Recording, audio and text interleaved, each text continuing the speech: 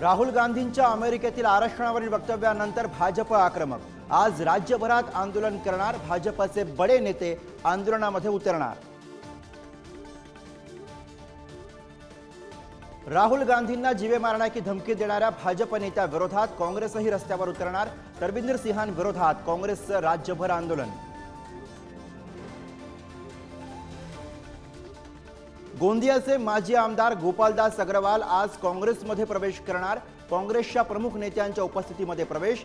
भाजपला काँग्रेसचा आणखी एक धक्का। मराठा आंदोलक राजश्री उमरेंच्या उपोषणाचा आज 12वा दिवस। संभाजीनगरमध्ये मराठा मोर्चा आंदोलन करणार। आरक्षणाच्या मागणीसाठी मराठा समाज आक्रमक। दिल्लीचे मुख्यमंत्री अरविंद केजरीवाल यांच्या जामीन अर्जावरती आज पुन्हा सुनावणी। कथित मद्य घोटाळ्यामध्ये केजरीवाल अटकेत, ईडीच्या गुन्ह्यात जामीन, मात्र सीबीआयच्या गुन्ह्यामुळे जेलमध्येच मुक्काम। हिंडनबर्गचे अदानी समूहावरती नवे आरोप। अदानींचे स्विस बँकांमधील $310 दशलक्ष गोठवल्याचा आरोप।